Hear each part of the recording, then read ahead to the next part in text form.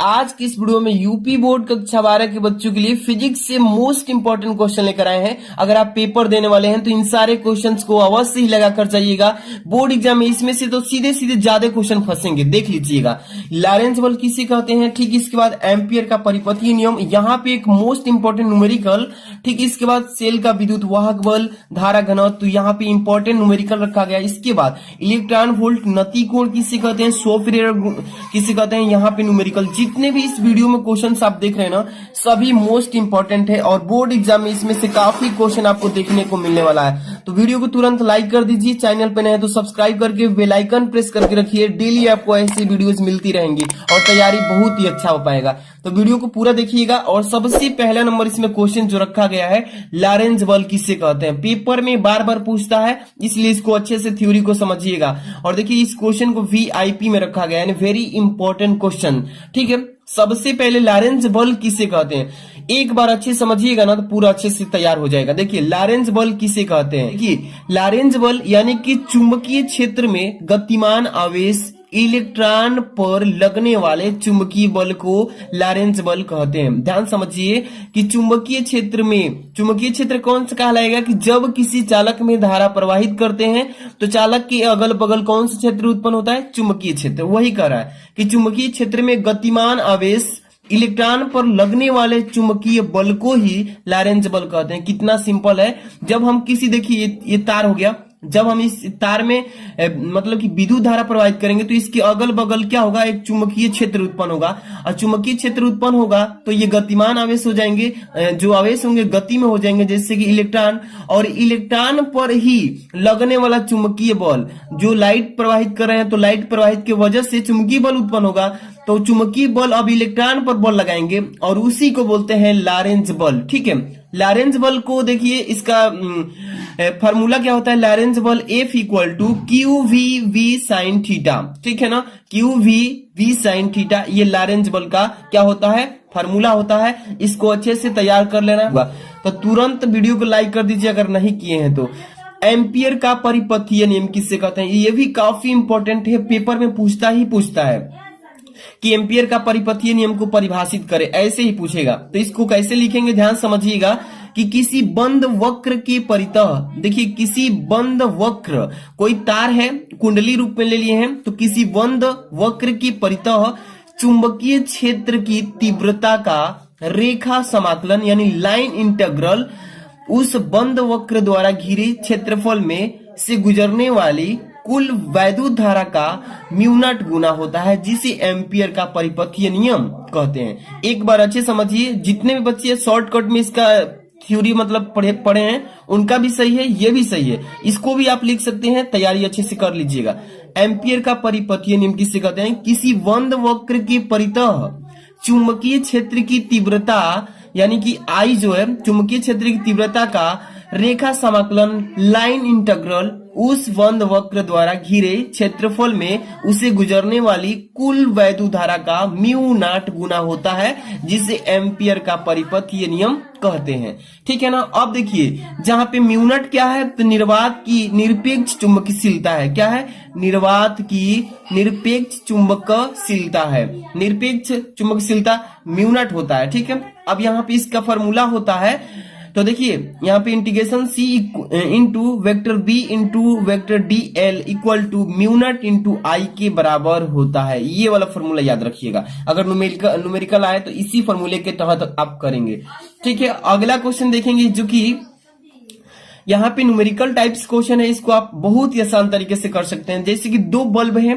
एक 60 वाट का है जिसमें 220 वोल्ट विभवांतर त्वरित किया जाता है, तथा एक 40 वाट का बल्ब है जिसमें भी 220 वोल्ट को 220 वोल्ट के मेंस से श्रेणी क्रम में जोड़ा जाता है। तो जब भी आप याद रखिएगा कि श्रेणी क्रम में जोड़ा जाएगा तो इसमें जो धारा प्रवाहित होगी समान रूप से प्रवाहित होगी। तो बल्बों की कुल शक्ति पूछा है, तो सब देखिए सबसे पहले आपको मैं बताता हूं कि न्यूमेरिकल कैसे करना है। सबसे पहले जिस चीज का मान दिया है उसको पहले नोट करना है, ठीक है। क्या क्या दिया है पहले देखिए, इसमें 60 वाट का दिया है ना, तो P का मान है तो इसको P1 लिख लीजिए। क्या लिखेंगे, P1 कितना वाट है, 60 वाट है। अब P2 कितना दिया है तो 40 वाट, P2 बराबर भी लिख लीजिए, कितना है 40 वाट है। इसमें भी विभवांतर समान रूप से दे रहा है, विभवांतर 220, इसमें भी 220, यहाँ पे भी बराबर लिख लीजिए 220 वोल्ट। ठीक है ना, बहुत सिंपल तरीके से बता रहा हूं। इसमें भी उतना ही है 220 वोल्ट।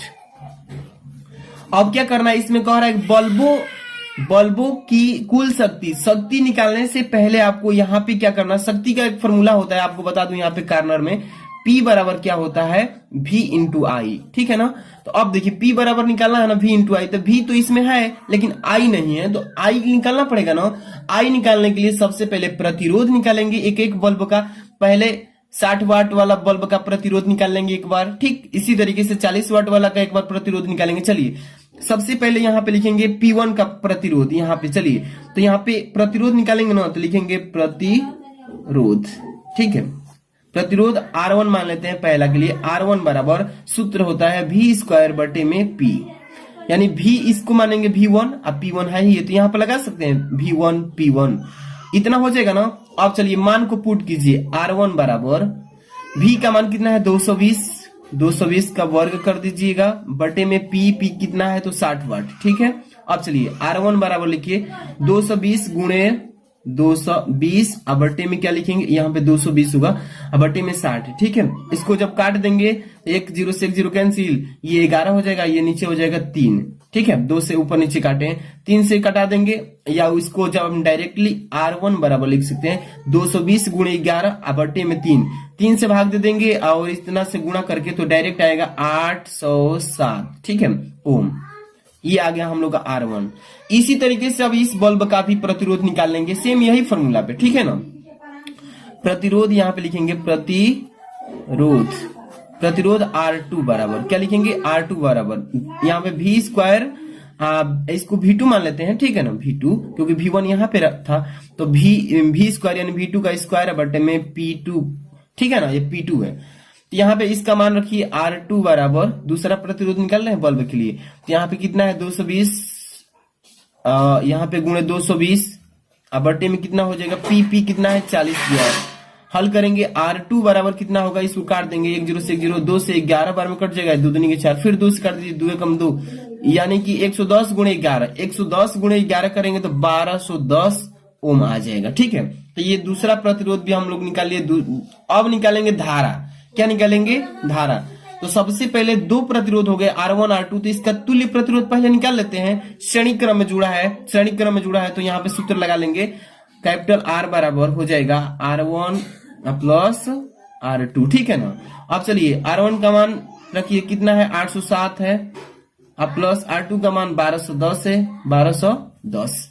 अब इसको सॉल्व कर लीजिएगा, जोड़ेंगे तो ये आ जाएगा 2017। ठीक है, देख लीजिए 1210 और 807 2017 ओम आ गया। ठीक है, 2017 ओम। अब इसके बाद हम लोग धारा निकालेंगे, क्या निकालेंगे, धारा। चलिए 220 वोल्ट के में जोड़ा है ना, तो विभवांतर जो है V बराबर 220 रख लेंगे। ठीक है, वोल्ट।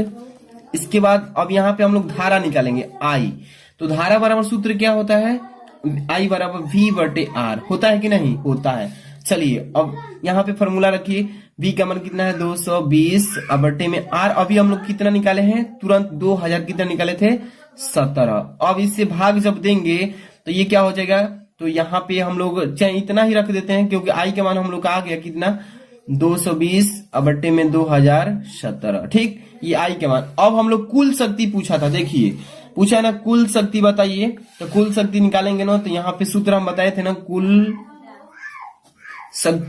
शक्ति के लिए फॉर्मूला होता है P बराबर V इंटू आई, यही होता है ना। चलिए V का मान अभी हम लोग रख लेते हैं, कितना है 220 है, आई का मानवा जो है यहाँ से उठा करके इतना रख लेंगे, तो ये हो जाएगा 220, अब बट्टे में कितना आ जाएगा 2017। हल करेंगे, काट देंगे पूरा सॉल्यूशन के बाद, तो ये देखिए कितने बार में कट जाएगा, तो 23.996 इतना बार में। आई देखिए दशमलव के बाद 5 से बड़ा रहता है तो इसको बढ़ाकर लिख देते हैं, तो 24 भी लिख सकते हैं, 24।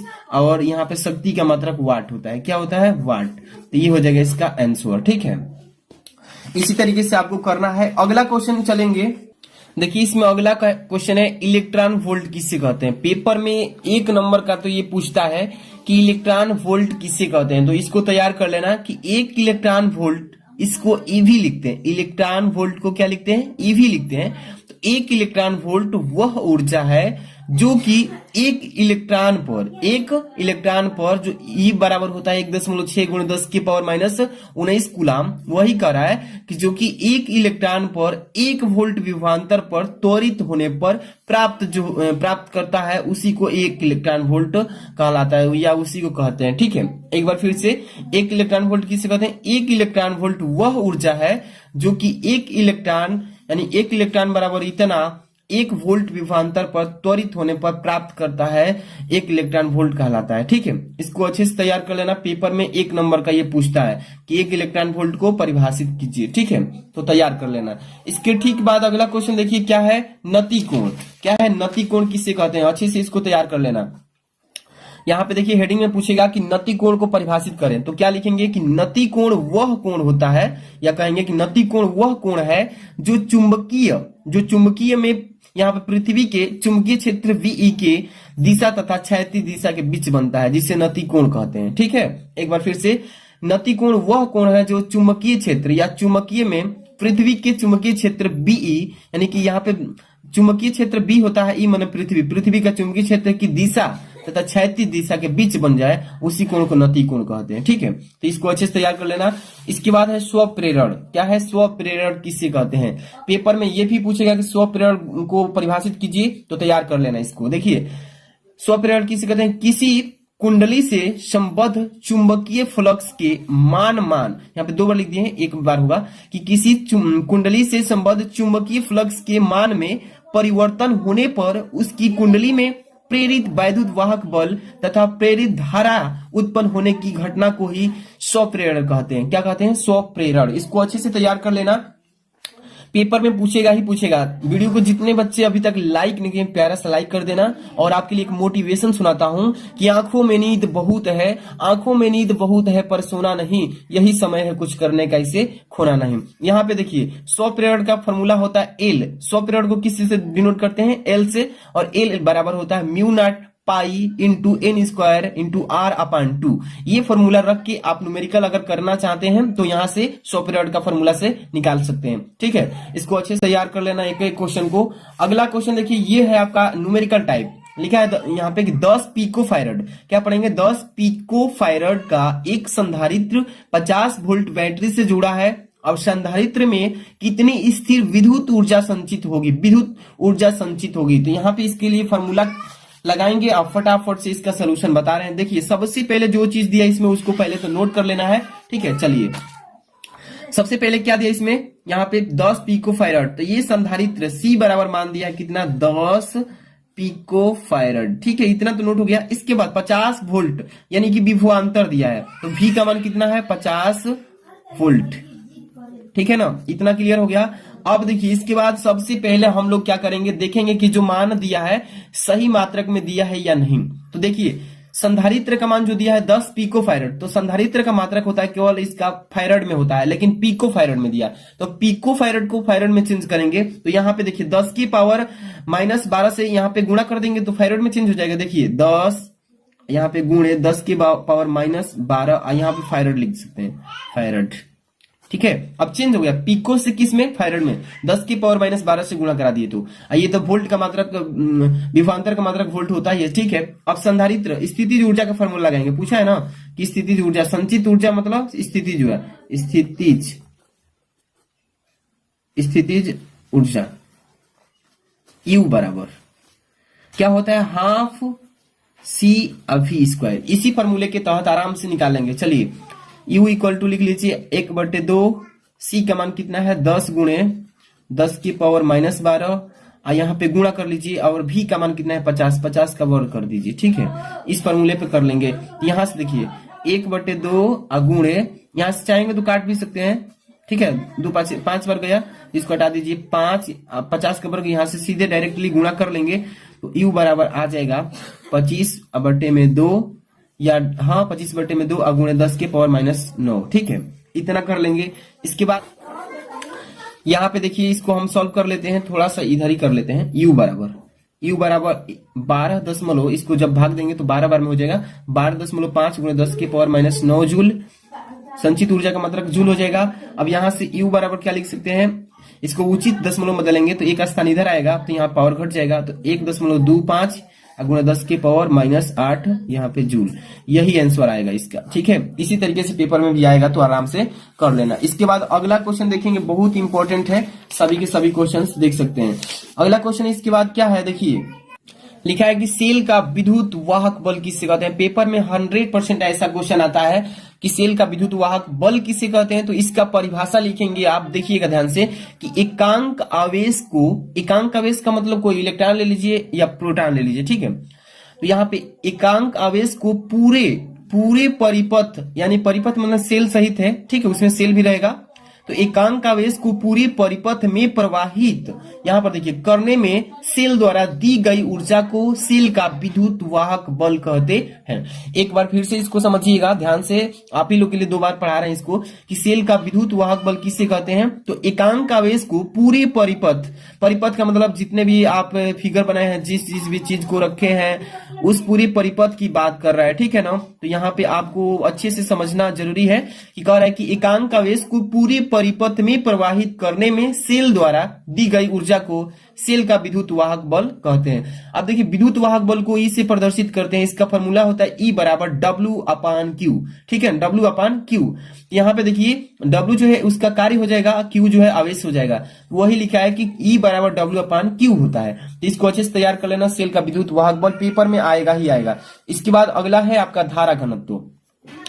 धारा घनत्व किसे कहते हैं, किसी चालक में किसी बिंदु पर, ध्यान समझिए, ये धारा घनत्व का परिभाषा की किसी चालक में किसी बिंदु पर प्रति एकांक क्षेत्रफल से अभिलंबवत गुजरने वाली धारा को उस बिंदु पर धारा घनत्व कहते हैं। पेपर में आता है धारा घनत्व को परिभाषित करें तो लिखेंगे किसी चालक में किसी बिंदु पर प्रति एकांक क्षेत्रफल से अभिलंबवत गुजरने वाली धारा को उस बिंदु पर धारा घनत्व कहते हैं। इसे किस चीज से डिनोट करते हैं, तो जे से। धारा घनत्व किस चीज से प्रदर्शित करते हैं, जे से दिखाते हैं, यानी कि प्रदर्शित करते हैं। अब इसका फॉर्मूला होता है धारा घनत्व यानी कि जे बराबर I/A। आई क्या है, तो यहाँ पे धारा हो जाएगा, ए क्या है, तो यहाँ पे क्षेत्रफल हो जाएगा, एकांक क्षेत्रफल, ठीक है। इसका मात्रक होता है धारा घनत्व का एम्पियर प्रति मीटर स्क्वायर। क्या होता है, एम्पियर प्रति मीटर स्क्वायर। इसको अच्छे से तैयार कर लेना, इस तरीके से पेपर में आता है। इसके बाद है लास्ट क्वेश्चन, ये न्यूमेरिकल, बहुत ही इंपॉर्टेंट न्यूमेरिकल है, पेपर में देख लीजिए 2020 में पूछा है, 22 में भी पूछा था, लेकिन मैं यहाँ पे नहीं लिख पाया हूं। लेकिन यहाँ पे देखिए कि 12 वोल्ट विद्युत वाहक बल, यहाँ पे 12 वोल्ट विद्युत वाहक बल तथा 3 ओम आंतरिक प्रतिरोध बैटरी को किसी प्रतिरोधक से संयोजित किया गया है, ठीक है। यदि परिपथ में धारा जो है 0.5 एम्पियर है तो जुड़े प्रतिरोध का मान ज्ञात कीजिए। सबसे पहले तो न्यूमेरिकल करते समय आपको ये मालूम होना चाहिए कि किस चीज का मान दिया है। अगर मान समझ में आ रहा है कि हाँ इस चीज का मान है तो ही आप फॉर्मूला लगा के तब सॉल्व कर पाएंगे, नहीं तो नहीं आएगा। तो समझिए पहले किस चीज का मान दिया है। सबसे पहले 12 वोल्ट दिया है ना, ई का मान दिया है, विद्युत वाहक बल, यहाँ ई लिख लेते हैं 12 वोल्ट, ई बराबर क्या लिखेंगे 12 वोल्ट, ठीक है। इसके बाद ये 3 ओम आंतरिक प्रतिरोध कहता है तो स्मॉल आर का मान है, किस चीज का, स्मॉल आर का मान है 3 ओम, ठीक है, 3 ओम हो गया। इसके बाद इसमें देखिए 0.5 एम्पियर धारा है, धारा लिखा है ना, धारा को आई से डिनोट करते हैं 0.5 एम्पियर। 3 चीजें क्लियर हो गया। इसके बाद अब हम क्या करेंगे, सबसे पहले फॉर्मूला लगाएंगे, यहाँ पे आई बराबर क्या होता है, कैपिटल ई विद्युत वाहक बल अपान यहाँ पे capital R plus small r, ठीक है। इसी फॉर्मूले पे हम रख के हल करेंगे। चलिए स्मॉल आई का मान कितना है 0. लिख लेते हैं 5, ठीक है, बराबर ई का मान कितना है 12 वोल्ट, तो 12 वोल्ट लिख लेंगे। इसके बाद कैपिटल आर का मान नहीं दिया है, यहाँ पे ऐसे ही रहेगा, प्लस स्मॉल आर का मान आंतरिक प्रतिरोध कितना ओम है 3 ओम है। अब हल कीजिए बहुत ही सिंपल तरीके से, इसमें क्रॉस मल्टीप्लाई कर लेंगे गुणा तो हो जाएगा। देखिए 3 से यहाँ पे कर लीजिए, तो यहाँ पे पहले कीजिए 0.5 आर से गुणा होगा तो आर हो जाएगा, ठीक है, प्लस 3 से गुणा कीजिए 0.5 में तो 1.5 आएगा, क्या आएगा 1.5, अब बराबर इधर केवल बच गया 12, ठीक है। अब इसमें क्या कीजिए, इस आर का मान निकालना है तो पक्षांतर कर लेते हैं। सबसे पहले 0.5 आर लिख लीजिए, अब बराबर 12 है तो ऐसे ही रहने दीजिए। इस 1.5 को उधर लाएंगे तो माइनस में हो जाएगा कितना 1.5, ठीक है। अब 0.5 आर आप घटाएंगे तो ये कितना आ जाएगा 10 और 10.5 आएगा, ठीक है। 12 में से 1.5 घटाएंगे 10.5 आएगा। आर का मान निकालना है, आर बराबर 10.5 आप बटे में आ जाएगा 0.5। एक एक अंक पर दशमलव लगे हैं, दोनों हट जाएंगे। तो अब 5 कटा दीजिए, कितने बार में? 21 बार में कट जाएगा। कट गया ना 21 बार में। तो आर का मान कितना आ गया हम लोग का? आर बराबर 21 ओम। ठीक है, यही हमें निकालना था। तो इसी तरीके से करना है। जितने भी बच्चे को अभी पीडीएफ चाहिए तो वीडियो को तुरंत लाइक करना होगा, और चैनल पर नए हैं तो सब्सक्राइब करके बेल आइकन प्रेस कर लीजिए, ताकि आपको ऐसे डेली वीडियोस मिलती रहे। मिलते हैं नेक्स्ट वीडियो में। Thanks for watching.